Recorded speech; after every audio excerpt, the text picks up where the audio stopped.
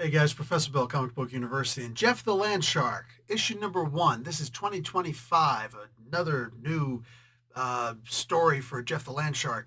I don't know that we actually need something like this, but what I will say is, if we're going to get a stuffy out of it, let's go. Let's go. You guys can see my lockjaw over here. If I'm only get a lockjaw, you probably see Venom back there someplace. If I'm only get some of these stuffies, you know damn well there are two that I still, well, three, maybe three that I need really bad. I need Alligator Loki. I really need Jarro. I need I need two different versions of Jarro. One in the Robin costume, one standard. He's the best one. But then there's also Jeff the Land Shark. I gotta get all the cute little animals form this version of the pet offenders. We should call them the pet offenders instead of the pet defenders or Avengers. Who cares? Shut up. I want them. I just want the stupid stuffies. Is that so freaking much to ask? Anyway, this was a fun comic. Not the best in the world. Oh, but you know what happened in this? I also got to see the snakes, and I want stuffies of them also. But I could probably just get them dollar stores someplace. Yeah, when I got more to talk about with them too. Anyway, let's get talking about this. Who made the comic book, and then from there. So we've got Jane Doe doing the writing. I'm joking, Kelly Thompson. If anybody else is writing Jeff the Land Shark, other than Kelly Thompson, then no one is writing it. I don't mean to be rude to anybody else, but let's just be realistic, okay? Kelly Thompson is Jeff the friggin' Land Shark, okay? And that said, Toka Tokoro on art. I don't know if that's a real Japanese name. I don't know if that's supposed to be a Japanese name. I don't know if this person is in fact Japanese, but I enjoy saying that name. Toka Tokoro, Toka Tokoro, Toka Toka Toka Toka Toka Toka Toka Toka Tokoro. I could do that all day. I could make the video 30 minutes long just doing that. I won't. Or will I? Anyway, Jim Campbell on color art, and VC's Joe Caramagna doing the letters. Guri Hiru does the cover art. Why not a Toka Tokoro? Oh, well, we get a variant cover by them. Also, we get a Stanley Art Germ Lau. Hold the bus. Are you telling me there is a Stanley Art Germ Lau doing one of his beautiful portraits, Alex Ross style, of Jeff the freaking Land Shark? I did not see that. I did not see that. I am going to have to go back and take a look at that because holy effing crap, that is amazing. Yeah, I got to see that. I'm also going to have to see an Alex Ross doing Jeff the Land Shark. What do you guys think? Comment below. Anyway, guys, this was fun. Jeff just goes walking around. He's minding his own business, and he's going to come into hijinks. He's hungry. His picnic basket is not quite as full as he would like it to be. So all of a sudden he sees Doctor Strange coming out of a place, and I swear to God, I thought this was Superman at first. I'm like, tell me I'm not looking at Superman in a freaking Jeff the Land Shark Marvel comic. But it's not. It was Doctor Strange. Beautiful looking Doctor Strange, though. I'm kind of enjoying this Toka Tokoro person. Toka Tokoro. You thought I wasn't going to do it again? Anyway. So Jeff is walking in, and of course we come across the two snakes. I don't remember if I ever noticed the snake's name before. Alistair and Anton. That's freaking hysterical, though. If I never mentioned this, but I swear to God, the second I'd hear these names, I promise you, even if I don't remember talking about it before, I promise you, it's immediate. One is Aleister Crowley, the other one is Anton Zandar LaVey. What a stupid middle name, right? Like the other two names are cool. Anton LaVey is the founder of the Satanic Church. Total jerk, absolute scum. You know what I'm saying? But it is what it is. Running around in a freaking devil's costume, inspiring Hotel California. That's probably the best thing he ever did, was inspire that song.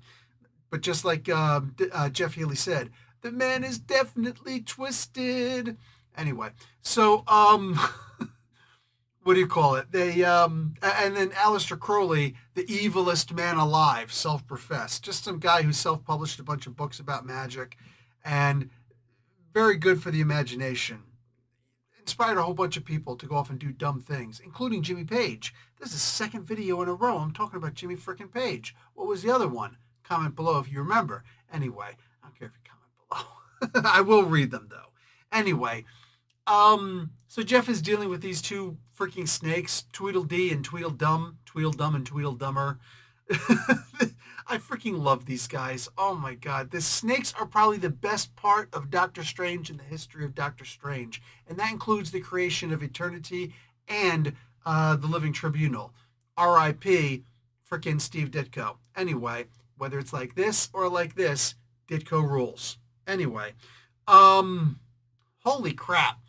Jeff comes across a shadow thief demon, a shadow demon of some sort who steals a shadow, and now Jeff's got to go and find a shadow. And the whole time you're like, who cares? Who cares that he stole a stupid freaking shadow? But you know who points out why this might be interesting? Why this might be important to have a shadow? Deadpool. Yeah, Kelly uses this first issue to hit all of the mandatory necessary stops for doing a Jeff the Land Shark. Like, you gotta have freaking Jeff and Deadpool hanging out with each other at some point. And what I think she just did here was to go out of her way to get that story out of the way so that she can then continue with telling a story. Did a lot happen in this? Nah. The art was good. It's a typical, I don't know if Kelly picked Tokotokoro. Tokotokoro. It's going to keep happening. Try and make it stop. I dare you. Don't stop. Don't turn off the freaking video. Listen to the rest of this. It's actually pretty fun. It's the only way you could make me stop, though. Just saying. Tokotokoro. And she, Toka, Token the Reefer, he, I imagine this is a she, but what do I know? Anyway, this individual, all right, this pronounless individual, the art is exactly what it needs to be for this story.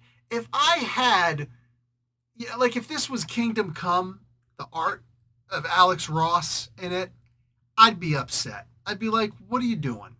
Like, why? It's not even like it's a waste. It's just this doesn't fit. But if it was too Scotty Young, I'd be like, okay, come on, what are you doing here, right? Kelly, besides the fact that she gets dialogue better than anybody else, besides the fact that she's got an incredible sense of humor and is clearly a good-hearted person, right? From the very center.